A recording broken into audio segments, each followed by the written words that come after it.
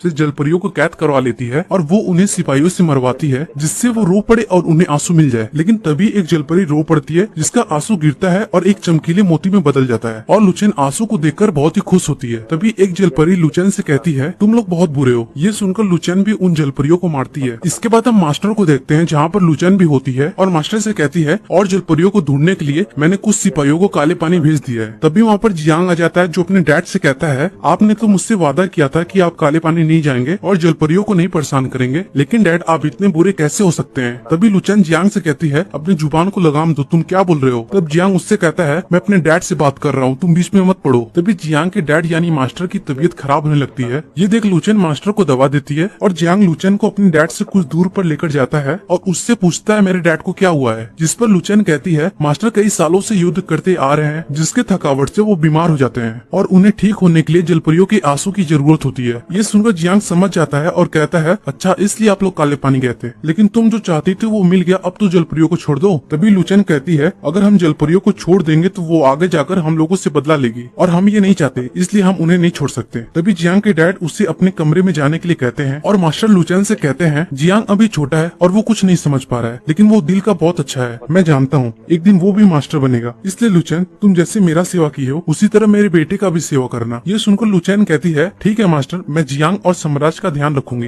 तभी मास्टर कहते हैं कल सुबह सभा में मैं सभी के सामने जियांग को मास्टर बनाऊंगा और अब लुचेन तुम जा सकती हो क्योंकि तुम भी थक गई हो। लेकिन हमें लुचेन का फेस देखकर समझ आ रहा होता है कि वो ऐसा नहीं चाहती कि जियांग मास्टर बने। इसके बाद रात में जियांग अपने डैड के पास उनके लिए चाय लेकर जाता है जो वो और टियानबो ठंडे पर्वत से लेकर आए होते हैं और मास्टर चाय को पीते हैं। तभी जियांग के डैड उससे कहते हैं मुझे जियांग तुमसे कुछ जरूरी बात करना है, जिस पर वो भी कहता है मुझे भी डैड आपसे कुछ बात करनी है। तभी वो अपने डैड से कहता है क्या अब हम जलपरियों को छोड़ सकते हैं। ये सुन उसके डैड खड़े हो जाते हैं और कहते हैं जो पावरफुल होगा वही बचेगा, हम इंसान जलपरियों से ज्यादा पावरफुल हैं, इसलिए हम उन्हें मार देते हैं और जलपरियां ठंडे खून की जीव हैं और मैं तुम्हें उन लोगों से बचाना चाहता हूँ। अपने डैड की बात सुनकर जियांग कहता है जलपरियां ठंडे खून की जीव हैं, लेकिन उनका भी घर परिवार होता है और आप उन लोगों के साथ बहुत बुरा कर रहे हैं। तो उसके डैड उसे शांत करवाते हैं और उससे कहते हैं जलपरियां आसानी से इंसान भी बन सकती हैं और हमारे साम्राज्य में आकर लोगों को मार भी सकती हैं। अगर लुचेन ने मुझे ये नहीं बताया होता तो मुझे इसके बारे में